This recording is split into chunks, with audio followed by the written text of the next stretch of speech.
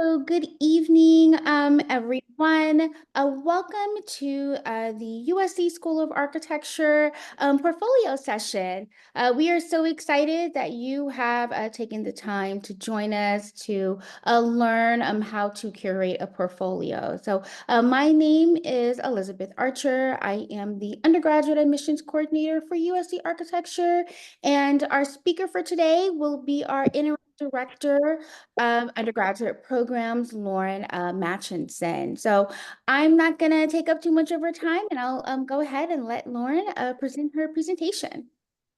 Okay, thanks, Elizabeth. Hi, everybody. So nice of you to join us this afternoon. Thank you for your interest in USC architecture and considering us as a place where you might want to continue your education. So the purpose of today is to give you a sense of some best practices or guidelines around preparing your portfolio. I'm Lauren Matchison. I'm the interim director of undergraduate programs, as Elizabeth just shared. And I'm also a professor here, and I've been at USC now for 17 years. So I've seen lots of freshmen, lots of students of all ages come through the programs, and I've been involved in admissions for many years. So along with reviewing your portfolios, I've also put together many of my own portfolios in my own professional and academic life. So I've been on both sides of it. So I understand sometimes the stress or intimidation that might come with putting together your first portfolio. And we really want to address that to make sure you feel comfortable, to make sure that we answer your questions. So I'm going to go ahead and share my screen so we can talk through the portfolio process. Let me get my slideshow. Okay, can everybody see that? I'm hoping yes. Yeah. Okay, so if we start with the basics, we have a portfolio that is a requirement if you are applying to either one of our two undergraduate degree paths. So we have the Bachelor of Architecture, which is our 5-year professional degree, and we also have a Bachelor of Science in Architecture and Inventive Technologies, which is our 4-year pre-professional degree. Either degree path that you choose, they both require a portfolio. There's no difference in requirement. So either degree requires the same portfolio. So this applies equally to both. The portfolio, as I'm sure you're aware, is due December 1st. So you've got a little less than a month to prepare it. The portfolio then is a digital upload into SlideRoom through the Common App. So if you've started to upload your academic information into the Common App, you will see the portfolio, and the portfolio will open up in SlideRoom, and I'll show you in a minute what SlideRoom looks like in case you haven't gotten there yet. So our guidance is that we would like to see a minimum of 6 pages and a maximum of 12. As you'll see in a moment, you can put more than one image on a page. So this 6 to 12, this is pages in your portfolio. So just want to be clear on that, and we'll talk about that in a minute. So the portfolio is one aspect. There are also 2 written short answer questions and a video prompt. All of those things are in SlideRoom together. So once you open SlideRoom to see the portfolio, you will also see the 2 short answers and the video prompt. Now, again, I want to remind you that the portfolio is just one part of your application. We look at each person holistically to see who they are, what they care about, what they're bringing to the school, and what they're hoping to get out of the school. So the portfolio is an important piece, yes, but again, it's only one part of your application. So it's important to know that when we receive your portfolio, it's going to be reviewed by multiple people. So we can get the multiple faculty members. So we can get the impressions and feedback from multiple faculty on each portfolio. Above all, we are looking for creativity, and that comes in many forms, and we will look at that in a moment. So it's quite open-ended, the material that we expect to see or that you can provide in your portfolio. So creativity with variety. So ideally, we'd like to see multiple ways in which you express your creativity. And the reason that we have a portfolio requirement at all is so we can learn more about who you are, what you care about, and as you craft this visual story about yourself. Okay? You have plenty of opportunity elsewhere in your application to tell us through text, through essays, through your letters of recommendation who you are, but this is where we get to see sort of a visual portrait, a visual story of who you are and what you care about. Hi, Lauren. I hate to interrupt you, but the screen doesn't seem to be moving. Can you place the PowerPoint on the full slideshow format? Yep. Okay, so let's do this one more time.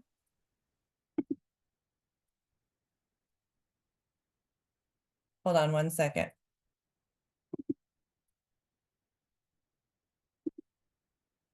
Okay, let me just start that one more time.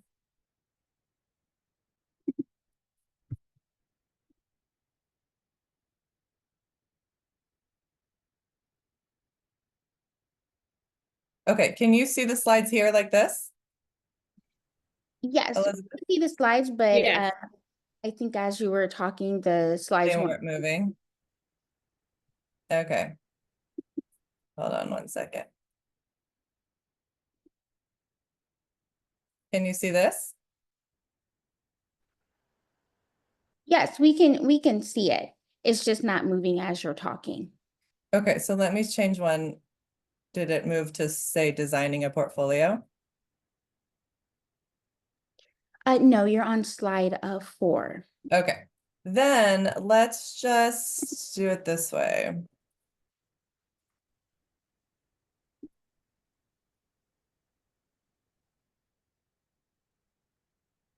Okay, is it okay then if I just sort of leave it like this and I'll move it through? Yes, that's Is it fine. gonna work? Yeah. Okay, so here are the slides that I was talking about where I outlined all of the basics about requirements, due dates, the Common App, slide room, and what we are looking for, right? So I was just sort of reading through these lists. So thank you for letting me know, because now we're going to get to the real stuff, the designing a portfolio portion. And let me see, I'm just going to try and do one more thing. No, okay, I'm not going to mess with it. All right, so designing a portfolio starts with, well, what is a portfolio? So a portfolio is a collection of work that shows evidence of your knowledge, your skills, and your ability. So it's telling us what you've learned and what you can do. So it does reflect a period of time. So you might show us work from back when you were a freshman. So we can sort of see your trajectory, your arc, the things that you've cared about over the years.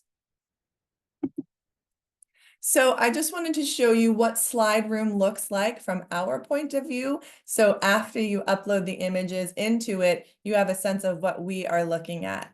So you will upload your work as a series of JPEGs.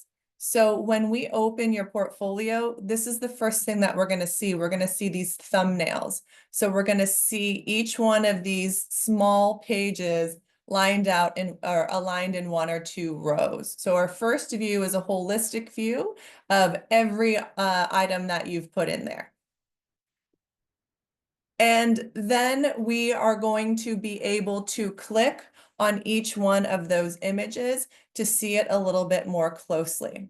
Okay, so we've got 2 views. We've got our thumbnail view, which is the view we see when we click on each application. And then we have the larger view when we open up a single image. So it might be hard to see here, but on the right-hand side of each image and slide room, there's text. So when you upload an image, it's going to ask you a series of questions. It will ask you, what is the title of your piece of art? What is the medium, right? What did you make it out of? Is this pen and paper? Is it chalk and concrete? What did you use to create this piece?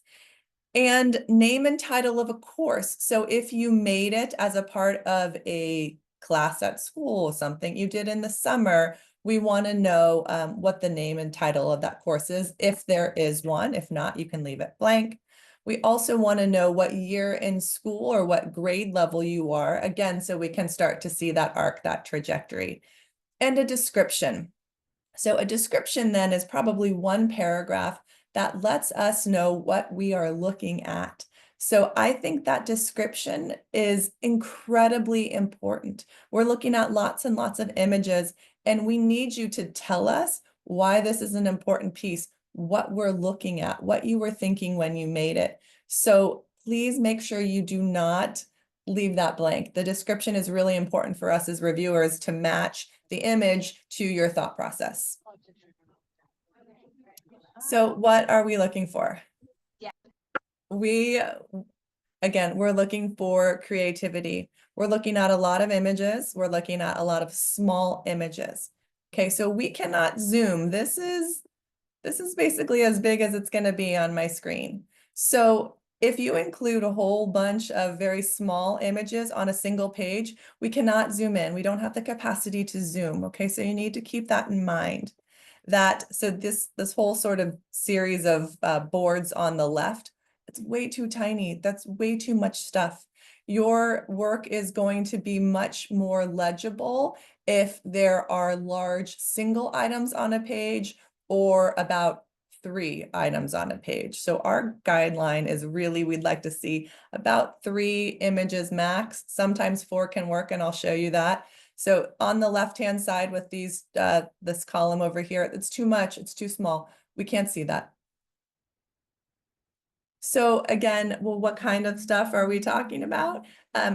Anything that expresses visual creativity and curiosity. So there's a list that starts on this page and continues on the next page.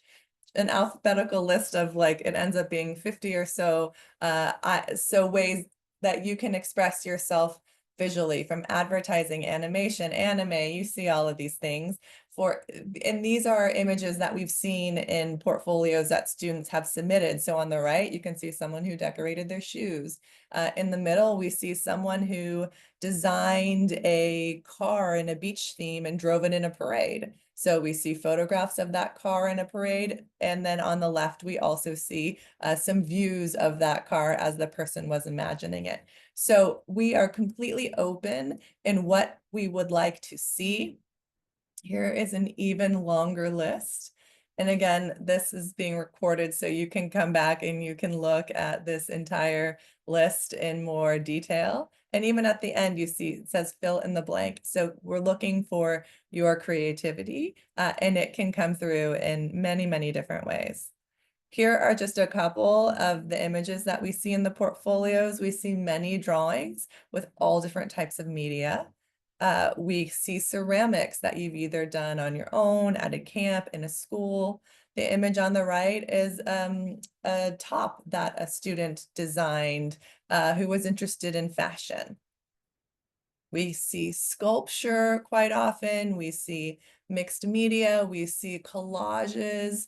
So there's no real expectation of what we're going to see. We just want to see the way in which you explore and think creatively. So we also do not need to see everything you've ever made, right? And that's part of the reason why we're going to cap it at 12 pages. And we're going to ask you not to put a ton of stuff on a single page, because you need to curate, right? You need to show us your best work. We don't need to see all of it. You need to be critical about what makes the cut. And if you have 6 fantastic images and another 6 that are just meh, okay, I would stick with 6, the first 6, right? And just meet that minimum criteria. Just because you can submit up to 12 pages does not mean that you should, right? So you need to think critically about what is going to make the cut. And if you do not think it is strong, don't use it just to fill up a page. So best practices, as you begin to put this thing together, or if you've already put it together, things to start to think about. Documenting your work properly is critical. Okay, so that means that you are taking time and care anytime you photograph or scan your work so that you present it in its best light. So many people show us photos of models, again, of ceramics, of jewelry, of things that are three-dimensional.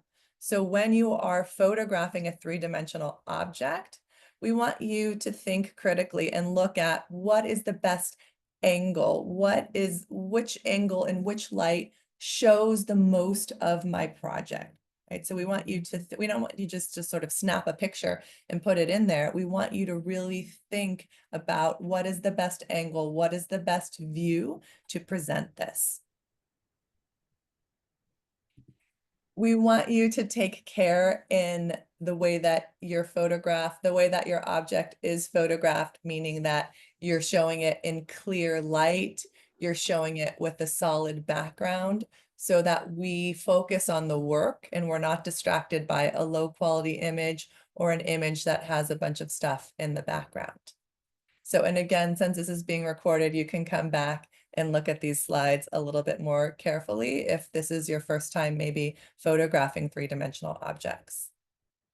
Right, same with this slide. These are just some tips for using your phone camera to take a good picture. Of course, you want to clean the lens. You don't want to zoom in. We want high quality. You want to use a tripod. If you don't have one, Google DIY tripod on YouTube and you will see a gazillion videos of how you can make one out of a coffee cup. So there's nothing that you need to buy in order to photograph things well. You just need to follow some best practices, take multiple images and choose the best one.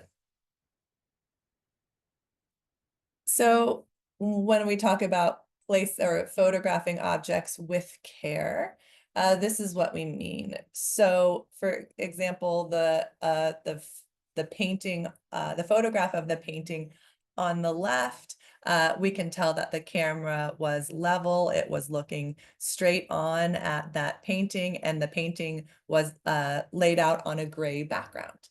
Versus the image on the right, where we see a lovely watercolor, but I can see the watercolor itself is a little bit crooked. It's like somebody just laid it down on the bed. Maybe there's a purple fabric behind it. I can see the wrinkles.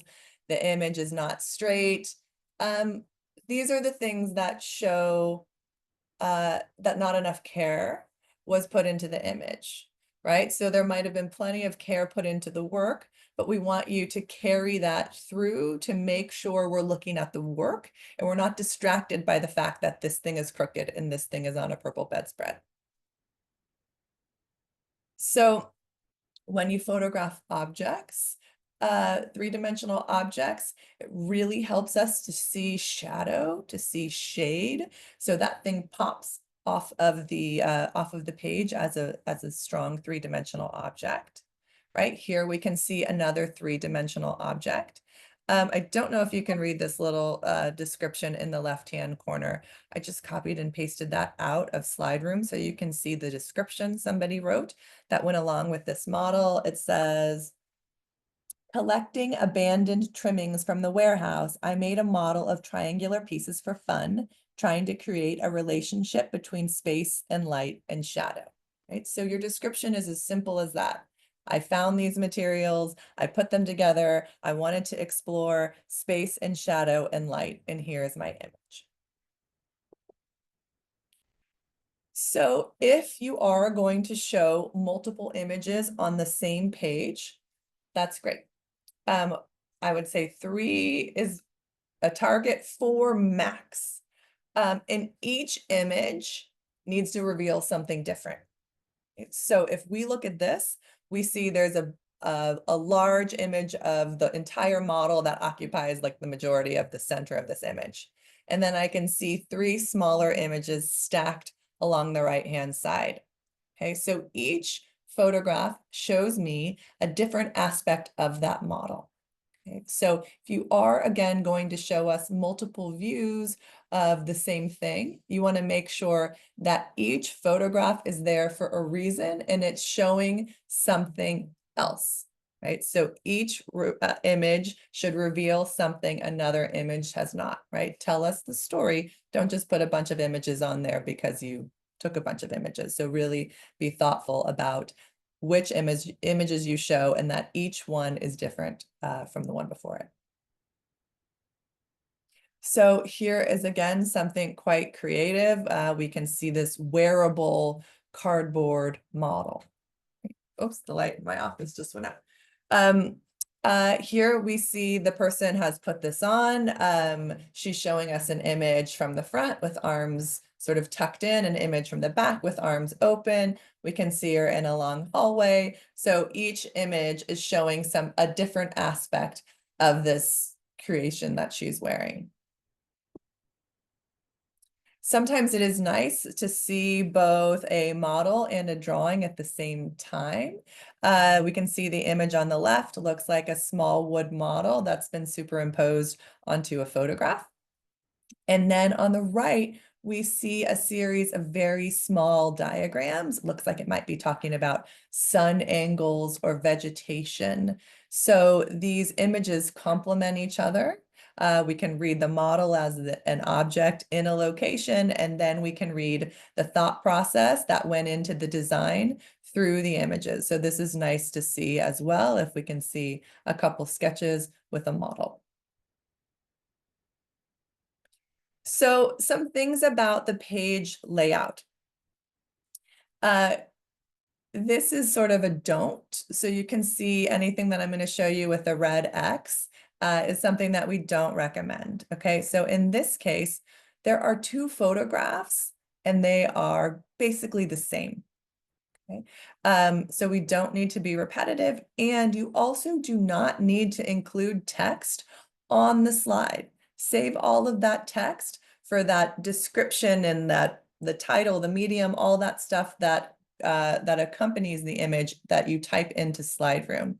Okay, so we would prefer not to see any text. I don't need numbers, don't need titles, I don't need anything on the actual image. You can let the image stand alone and save all that text for the column in slide room. Okay, same thing here. This would be a don't be repetitive.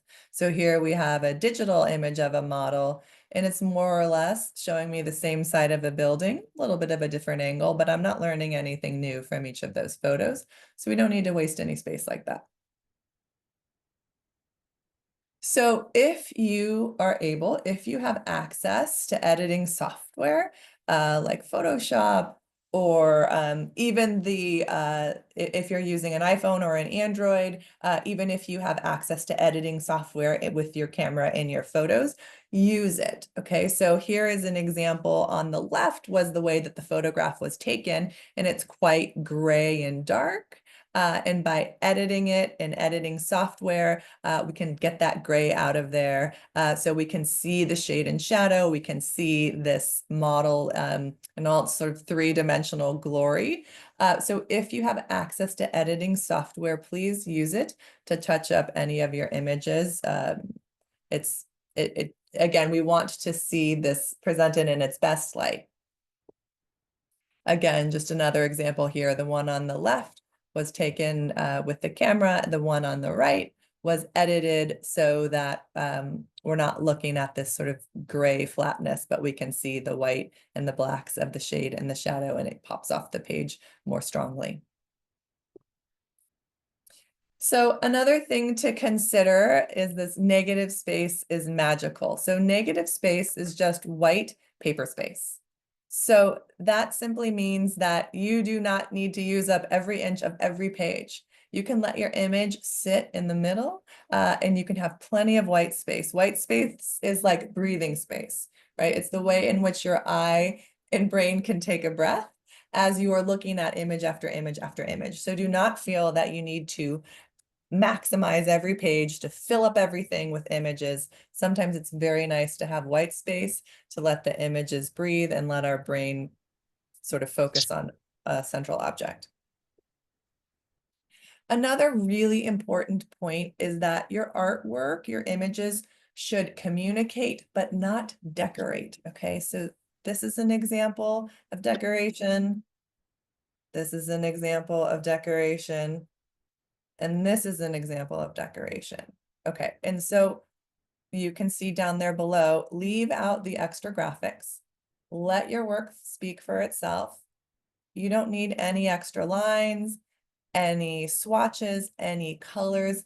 Keep it simple and easy to read. I would argue that all three of these are very distracting with things that are unnecessary, right? Here we see all these, what is hexagon type shapes, and this person put a lot of thought into it, no doubt.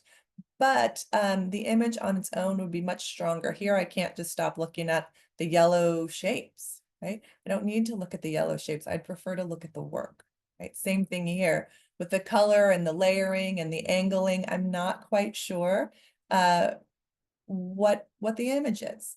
So sometimes extra decoration just detracts from the image itself, and it makes it harder for us to see it and to see your intent. Again, here we've got lots of different shapes. We've got tons of texts. And clearly this person put a lot of thought into it, but it obscures the actual image itself. We'd much prefer just to see the object. So one thing that you can also consider, many designers enjoy using a grid to sort of order their pages. You can see down below this says consistency is key. Some people will set up a series of pages, just like if you were editing a magazine or the yearbook at your school, you might have a couple different spreads or different master pages.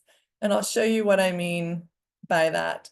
So these are two examples of pages, portfolio pages. And again, I would prefer that there more text on them, but you can see this person is using a grid to decide where to put the images on the page, right? So this one on the left, we can see 3 photographs marching from left to right. Each photograph is the same size. Each photograph is aligned from top to bottom.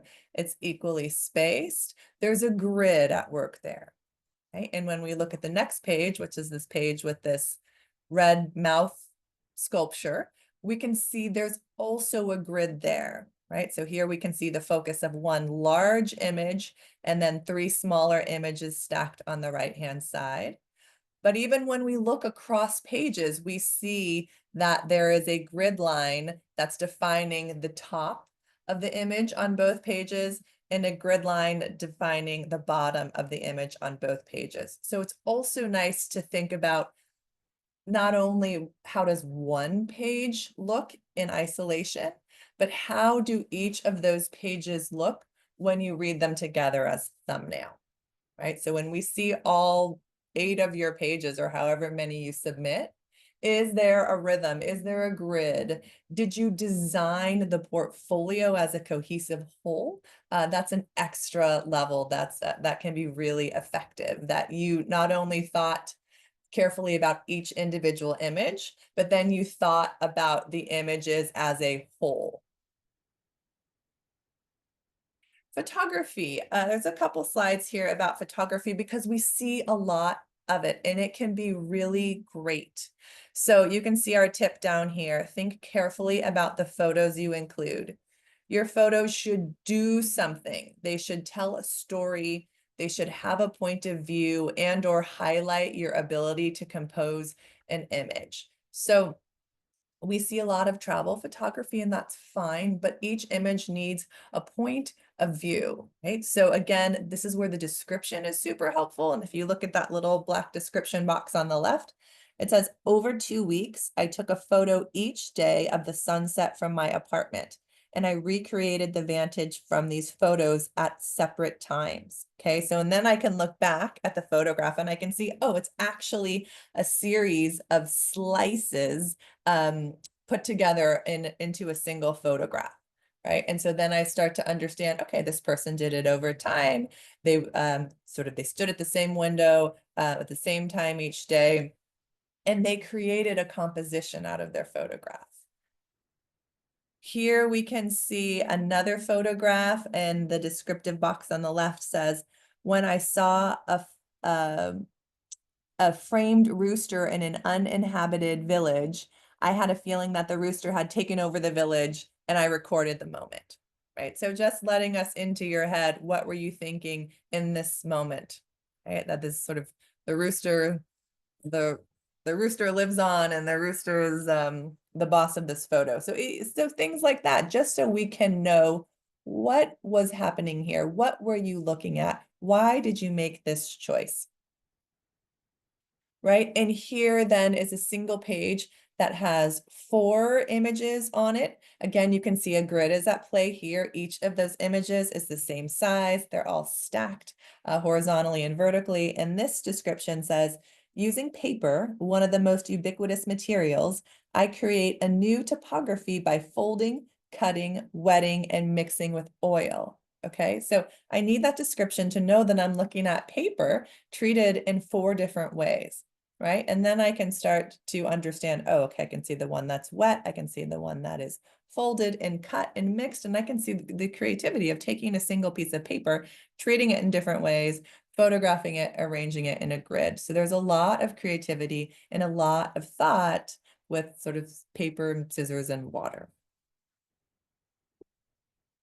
This is another nice photograph that is about a frame. This is a travel photograph, and many of you might be tempted to include them, and we like to see them. But again, we like to see a composed image rather than just sort of, oh, there's a snapshot of a building. But here we can see this really thick wall. This person has used the wall to frame the ocean, the horizon, the sky beyond.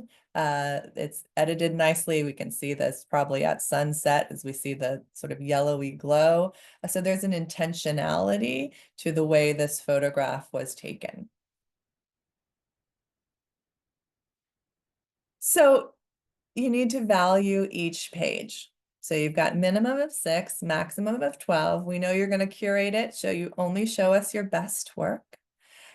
Each page needs to have intention. So these are some images that I think could have been much more effective if we treated it a little bit more carefully. So the image on the left is a series of, you can see the bird, there's like what, 5 drawings in there. The paper is kind of curled up on top of each other. Some of the images are presented sideways. The work, if they were a little bit bigger and on their own sheets, they might be quite lovely. But when they're all jammed together and turned sideways and rolling up, it's not an effective use of a page or a good way to showcase your work. Same thing with the pencil drawing of a building in the middle. You need to make sure that that is rotated 90 degrees so it sits horizontally and I can look at it, because in the way that we don't have any capacity to zoom, I can't rotate either. So you need to make sure that the way it is in Slide Room is the way you want someone to see it. Then there's a series of photographs on that last page on the right. I'd say there are probably too many photos on here. Some of them are too small for me to see what's happening. They're travel photos and they're probably meaningful, but they need to be edited. They need a description. They need to have a stronger point of view. So we really want this portfolio to reflect who you are, what you care about, and we wanted to express some enthusiasm and excitement. We see all sorts of things. You can see on the image on the left, the top left, we've got a person standing with some sort of maybe black garbage bags and these colorful things shooting out. And we can see on the bottom left, there was a student, and in his description, he had a job working in construction, and in his breaks, he would often sit on his helmet turned upside down. And he was like, well, what if I just make a larger helmet and turn it into a seat? So he explored that. So these are things that start to reveal personality, creativity, thought process. And we like to see that. It's another dimension that we can learn about you. The image on the right that's X'd out shows a series of SketchUp models. So I would say, people are often really want to show their architectural skills and their software skills. And that's fine.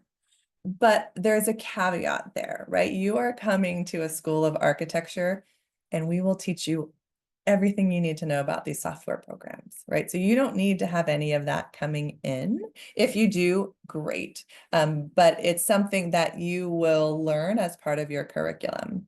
So these images, the SketchUp model of sort of a traditional house, and then an image of a bathroom and a kitchen. In this page, it tends to read as generic. I don't have a sense of the designer. I don't have a sense of what I'm supposed to look at, why this house is different than any other house. So I would be careful of including images that are sort of just only showing software. Okay, software is a technical skill and that's wonderful, but it's in this case, this is not expressing creativity or showing us who you are. Okay, so overall, sort of the general tips, and I think I've covered most of this.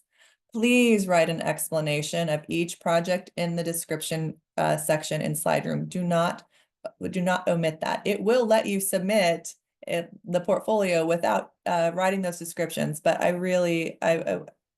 don't recommend that. Please fill out that description.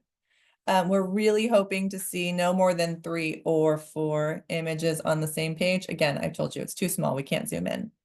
You don't need to use text on the actual slide itself. Save that for the slide room description. Ultimately, the project itself is the focus, not any of that extra stuff, no extra lines, no page numbers, no unnecessary graphics that take away from the work itself. Please take clear, high quality photos, take many photos, be wary, or pay attention to the light and attention to the background. Lay out the portfolio with intention, with care, with thoughtfulness. I feel like these are all words that I've said many times at this point. Pay attention to each page as an individual page and then as a series of pages of parts to the whole. And again, you don't have to use all 12 pages. It's there if you've got a lot of stuff that you're very proud of. That's wonderful. But you only need to show us your best work. There's no problem, no consequences for showing us 6. We just want to see what you have. It doesn't matter if it's 6 or 12. Okay, and that was my last slide. So I'll turn it back over to Elizabeth and then we can do some questions. Hi, everyone. Thank you, Lauren, for that great presentation. Students, I hope you were able to learn how to be able to put your portfolio together. Just to give you all a reminder, the Common Application is open for fall 2025, and the deadline is December 1st for first-year freshman applicant. That is regular decision, and so on the Common App, you do need to select regular decision as your preferred admissions plan in order to see the architecture program. So if you select early action, you will not be able to see architecture on the majors of interest for that. So please be sure you select the regular decision. Also, the Common App and the portfolio is due on the same day. We do also have virtual and in-person info sessions as well. So if you would like to see us virtually, learn a little bit more about the School of Architecture, our program, and everything that we offer here, you're more than welcome to meet us in person or virtually. And then again, the deadline is December 1st. So we are now going to open it up to questions. You can type your questions in the chat. If you want to directly ask your question, then just please raise your hand and we'll be able to get to you. So I already see some questions, so we're just going to fire it away. So I think the first one that popped up is, would you like if all the pieces on your portfolio follow a theme, or would you like more of a variation in topic? Totally up to you and your work. If you have a theme, if you have something you're passionate about and you've explored it in different ways, then fantastic, showcase that. But if your pieces are kind of all over the place and don't relate to each other, that's totally fine too. I do see a hand raised, so go ahead and ask your question. Um, what if a artwork done in portrait form has a lot of detail that may be too small to be seen if we put it the right way up on slide room? Because as you said, if you rotate it, you won't be able to see it the way you want to see it. But then if it has too much detail and we put it this way and then you can't see it, is that going to be a problem? I would put it straight up. Even if we can't zoom into it, I mean, we will be able to tell the detail and the care that you've put into the work of art. So I wouldn't be afraid of detail. It's really just making sure that that image is not small. So in that case, I would make sure that that image, it takes up an entire sheet, but that is set, right? That set portrait. Mhm. Thank you for your question. So the next one is, if, for example, you worked on a 3D model with a partner, would you guys want to see that, or would you only want to see individual work? If you did have a partner, would you want us to add how we contributed to it, etc.? Yeah, great question. Absolutely. Show partner work, show group work, and then just indicate that. So on the side, when in your description or in the course, you can put, I did this for freshman art class and I worked with a partner. My contribution was this. So yes, so please let us know it was a partner or a group, but definitely include that. Next question.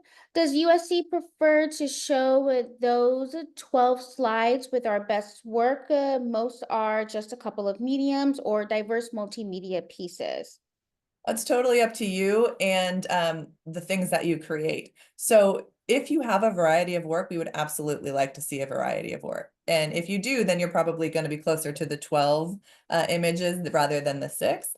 But yes, a variety of work is a positive for sure. Is there a maximum number of small sketches per page permitted? I believe you already answered this in your speech. Yeah, I mean, I'd go 3 to 4. Again, just like look at it on your own screen, on your own slide room, and just understand we cannot zoom in. So if they are getting too small, we're not gonna be able to see the detail or the information. So I would, in that case, probably show like 3 of the best sketches if it's gonna all be on one page. And just so we can make sure that we can see them. Okay, so the next few questions are about size format. So the pages need to have a specific size, or the slide room give the size. So the size image, the size range. Okay, I do not know the answer to that. Yeah, I don't know. I know slide room has a requirement of how big that thing can be, like 5 megabytes or whatever it's gonna be. And also that it oh, shoot, what was the other thing? Oh, like the format that it can be. I don't think it has a resolution or anything else. But again, I'm sorry, I don't know the exact answer to that question. So just to add to that, students, Slide Room does have a list of instructions when it comes to uploading the images, the video, the 30 to 60-second video you're submitting, and then also you're going to be answering 2 short answer responses as well, and that's all in Slide Room. So when you log in, it will have the instructions for the type of slot, the different types of the 5 megabytes that Lauren had mentioned, as well as the different type of files that it will be accepted in Slideroom. So just please sure you follow the instructions in Slideroom. And I do see another hand raised, Jack. So let me answer your question. Yeah, so I did want to ask for the portfolio, could we submit pieces that are not completely done and it's specifically for the purpose of demonstrating process? So we could have one that's partially complete. Yes, I love that. Absolutely. Process work is great. We don't just need to see your finished pieces again because we want to see creativity in your thought process. So absolutely, at any stage is just fine. Okay, perfect. Thanks. So the next question I see is, are concept arts in a portfolio okay to use? Yes, I don't know exactly what you mean. But really there's nothing out of bounds here. If it's creative and it's important to you, then yes, put it in there. So the next question is, would you appreciate seeing a layout of progress photos of painting/drawings, or should they stick to a simple painting on a page? Well, it's up to you. If you have process photos of yourself working on a painting, absolutely, I think that's great, right? We could see sort of the painting on its own page, and then maybe the next page is like 3 of the photos of showing it as it's progressing. Yeah, I think that sounds nice. The next question, what makes USC School of Architecture different from other schools? That's a I great think question, but I'm gonna ask, yeah, if we can stick to the portfolio topic for right now, because there are so many portfolio related questions in yes. there. So we'll ask that question. And if we have time, we will answer that in the end. But you can also attend our information sessions, and you'll be able to have an answer to that question. So we'll stick to the portfolios, and if we have time, we'll be able to go back and answer that. So the next question is, how effective would you say the portfolio is on the admissions process? Effective meaning how much do we take it into consideration? It's important piece, but again, it's one of the factors that we use to determine acceptance and admission. It's not the only factor. So we are looking again holistically at you as a person, at the story that you're telling us through your essays, through the letter of recommendation, through your grades, through your activities, and through your portfolio. So it's important and you need to put care into it. It needs to be thoughtful and intentional, but it is one factor only. With photography work, is it recommended to show a raw image before editing for images with an extensive editing process? No, not unless you want to sort of show us the process that you moved through. So you could, again, if you wanted to tell the story of the process, but in the case of photography, usually we just see the final edit, the finally edited image. If we submit digital art, should we add a border or is it fine without one and for it to just be on a plain background? Yeah, plain background is fine. Can you talk a little bit about the video that they need to submit? Yeah, okay, I'm seeing that. Yes, and then I see Paige also ask a question below about, can you include a piece for a dance? Can you upload a video in the same way as a photo? Yes, you absolutely can.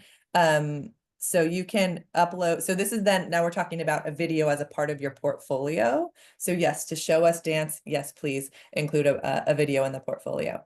But I think I think what Harris is asking about, the video, that there's a video component, a 30-second video that's separate from the portfolio, and that is asking you to get on camera, show us an important piece of work out of your portfolio and describe it, right? So there, again, we're looking to learn a little bit more about you and your personality so that we can see out of these 8, 10, 12 images you submitted, which one really stands out to you as the most meaningful, and then we can hear it from you firsthand. Okay, so just to answer the quick question about admissions, for the December 1st deadline when applying, it does include a possible merit scholarship consideration to answer that question that was asked. The next question is if we wanted to include, oh, you just Yeah. answered the next one. Okay, the student has 5 questions in one. So Yeah, let me read it. I can try and go through those really fast. Okay, yes, sure. Will include image or include work from before your freshman year if you think they are strong, absolutely, right? But if you're just trying to fill up pages, then no. Is it okay to have just one image per page in my portfolio? Yes. Does it need to be on a page, or can I upload individual pieces directly into Slideroom? You can upload directly into Slideroom. You don't need to lay it out on a page, first of all. Sure, and include interior design work as well. Guidance on writing the description. What should you focus on? Telling us the story of what you did, right? So, and that's why I showed some of those descriptions with the images. I mean, those were like 2 or 3 sentences, but it just told us something that I couldn't tell from looking at it, right? So so ask a friend, to look at the image, you write a description and be like, does this make sense to you? Did I explain to you what I did or why it mattered? So really use a friend or a family member to review those descriptions and see if it helps them understand what you did. So this question is asking, can you use 2 pages, not 2 images to Yeah, show? absolutely. Right. You could use 2 pages, 3 pages, and sometimes we see that too. So if it was an architectural project, maybe you have a drawing on 1 page and the next page has 2 models and the third page has a diagram. So yes, you can spread your work out over multiple pages. And just to let you know, students, if it seems like I'm skipping a question, it's because Lauren has already answered it, and there's so many of you that have different questions, so we're gonna try to get through everyone. So next question is, how specific do the materials list need to be? Like if they sewed something, would they just write textile or include machines, hand sewing, all the materials? Yeah, good question, but just the basic high level stuff. So if you just said this is, hand sewn on fabric, that's great. We don't need to know anything more than that. Sometimes we can't tell by looking just at the image what it is. So in that case, it does not need to be highly detailed. It can be like chalk on paper, or I used cardboard and glue. I used a thread on a fabric. That's it. That's plenty. Next question. This is two questions in one, so you just want to take a Oh look at. yeah, let me look at that.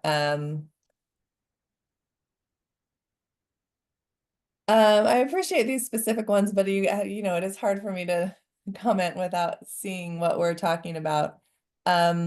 This is where your question one, you've got to be your editor, right? You have to think critically. I would lay it out in multiple ways, like lay it out with 3 on a page, and then lay it out with 1 on a page. Lay it out with ink and a rendering. Like make yourself like 5 layouts and say which one of these is most effective. Right. And again, ask a friend, ask a family member, but that's where you're really going to have to use your own ability to curate to figure out what's the best thing. But it sounds like you have a good problem. It sounds like you have a lot of things to show. So that's great. Question 2, if I have a piece as well as an older rendition, would it be fine to include that in order to show growth or development? Absolutely, right? And maybe that is one that you want to put 2 on the same page, or the old one is sort of smaller and then the other one, the newer one is larger. But that's great because then we can see you revisit your work, you reflected, you grew, you changed. So yeah, I think that's a good idea. The next question I see here, and Lauren, you had already answered this about how is the portfolio looked at. As Lauren mentioned, it is a holistic review. So the common application and the portfolios are both equally important when applying to USC. So one doesn't outweigh the other. They're both equally important, and it is a holistic review. So the university looks at everything when making those decisions. Next question is, can I include process work / drawings on a separate page than my final work? Yes, absolutely. The next question, it has 3 questions in one. Oh yeah, I see that from Helena. The tone of the photograph's completely up to you. Yes, if you make buildings on games, can you include those? Yes, take a screenshot and put that in there. And no, we don't have any sample portfolios to look at, but everything that I showed you today came from portfolios that we've seen here. But beyond that, no, we don't have any other ones that are available.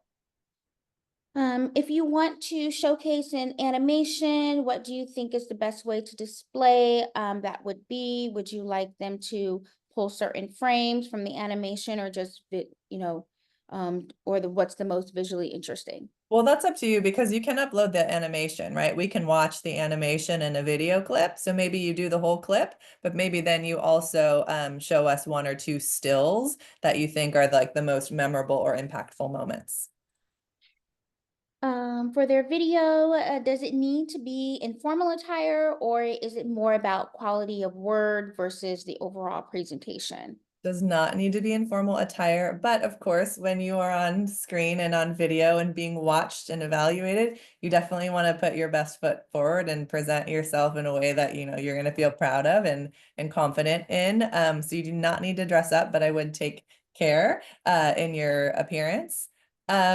And then again, we're just looking for another way to get to know you and your thought process. We're in the portfolio, we're seeing a static image with like 2 sentences of text. So the video allows us to see you in a different light, right? It allows you to speak, it allows you to show us who you are just in a little bit of different way, right? The whole application is just us understanding who you are as a creative person. All right, so the next question, I believe you touched on a few times already, students can submit a wide variety of different things, whether it's art, ceramics, computer graphics. Let's see, Jen has answered that question on art statement. So if you have a question about art statement, please look at that link that Jen has placed in the chat. Does it make sense to just get started by populating slide room and then go back and make edits after viewing it as a whole versus getting it perfect first and then adding it all into slide room? Yeah, I think that's a great question. And that's kind of like, what is your workflow? But I think definitely add like, like pop 3 things into slide room just so you can see how they're going to start to look on their own, how they're going to look together. You can always delete it out of there. So I do think that makes sense, right? To go ahead and just stick some things in and be like, okay, no, that doesn't work, or that's too small, or there's too many images on a page, and then delete it and edit it. So yeah, I think as a process, that makes sense. And I forgot to mention some of your questions that are being answered by Jennifer Parks. She's our Assistant Dean of Student Services here at the School of Architecture. And so she's answering some of the questions that you have in the chat. So the next question is traditional art more so preferred than digital art, or do they weigh the same? Way the same. We don't weight any one type of media, any output higher than another. Again, we're looking for the way you express yourself creatively and visually in whatever way that you do that. And Jen has answered that question. So the next one is, when showing art of like building designs, but you have different pages of other angles, can those be in one page? Yeah, So definitely. So if you're going to do more than one image on a page, we'd want to see exactly that. We'd want to see the same thing then from 2 different angles for sure. So this question is about slide room. How does one access it? So I believe Jen has answered that question with the previous question about slide room, but on the common application, everyone, there is a link that will take you to slide room, and that is what will take you to slide room to be able to upload your images, answer the 2 architecture questions, as well as uploading the video as well. So you do need to have start on the common application before you are going into slide room. Is graphic design and branding design accepted? Yes, absolutely. Would an independently crafted architectural model benefit my portfolio or more than other pieces of work, or is every component reviewed equally? Every component is reviewed equally, whatever your strongest is. So an independently crafted architectural model sounds great. We'd love to see it. But yeah, each thing is weighed on its own. So this question is similar to the other ones about putting 2 artworks on the same page. So the next one is, how many pieces of photography would be considered too many to include in their portfolio? Just depends on your work. If you love photography, then show 12 pages of photography. We would like to see variety. So if you do other things in photography, please include that as well. But I wouldn't say there's too many of one particular type if that's what you really connect with and that's how you express yourself. All right, so we are a little over time. We're at 5:31. So I'm going to do maybe 1 or 2 more questions, and then we will close out because we are over 5:30.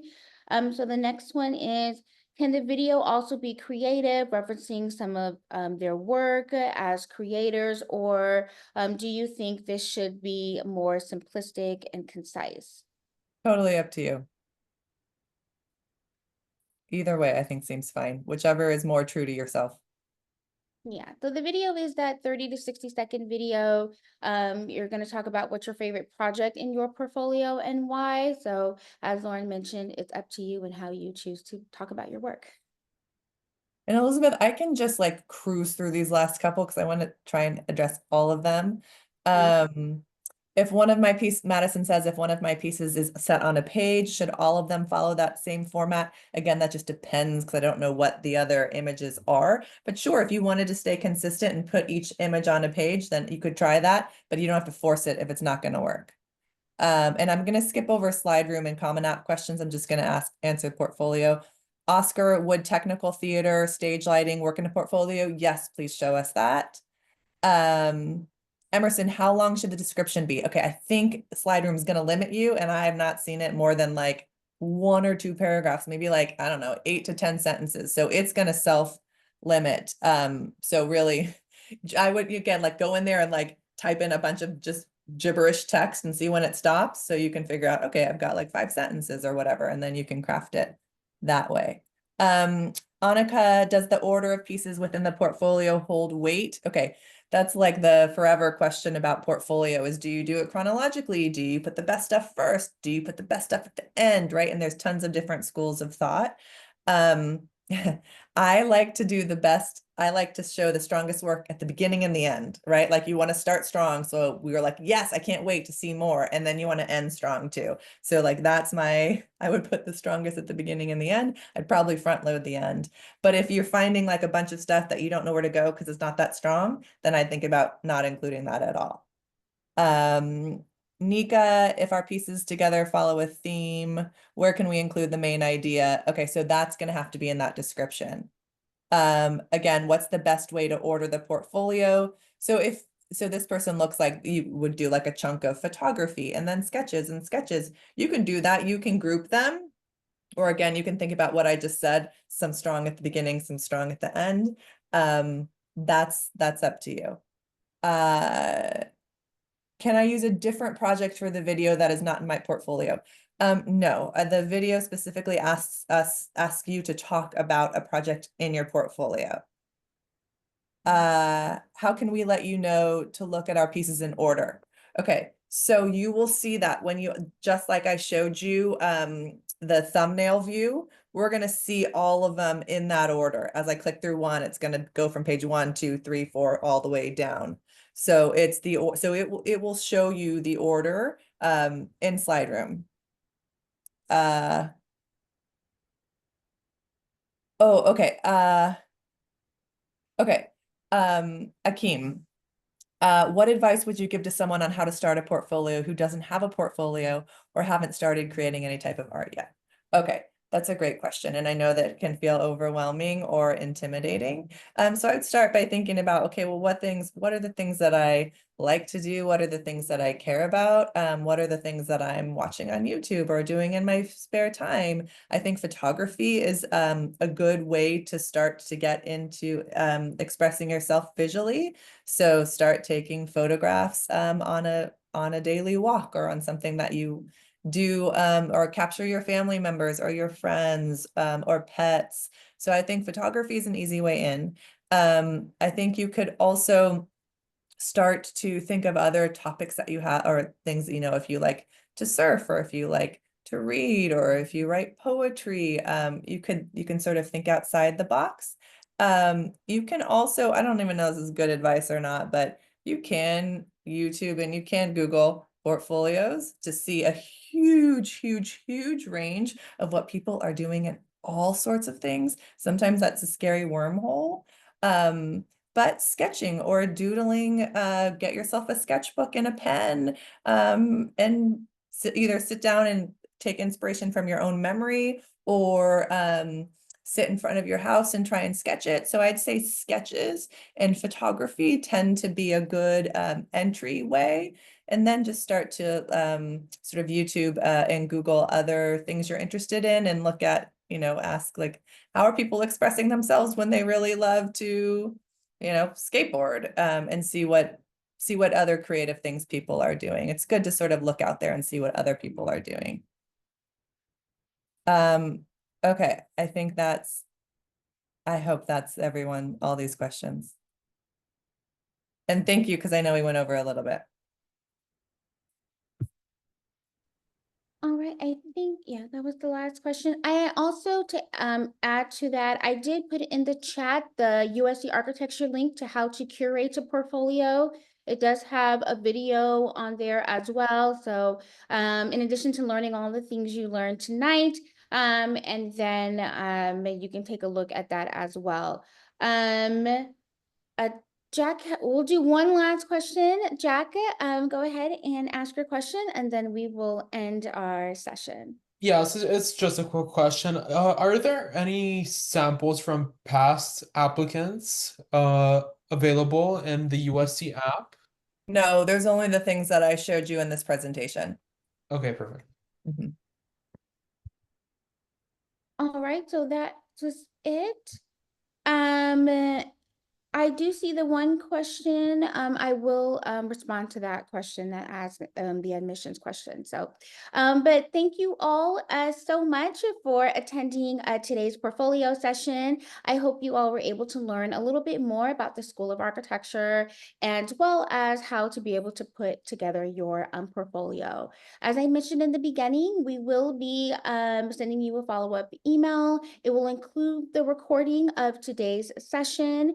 And so you'll be able to review this as you are thinking about USC and putting your portfolio together. And I know this is a quite busy time. Application seasons are coming up, so we all wish you the best of luck on all of your future endeavors. To quick answer that question about what makes USC architecture so great. Well, our faculty is wonderful here. Most of our faculty are licensed practitioners.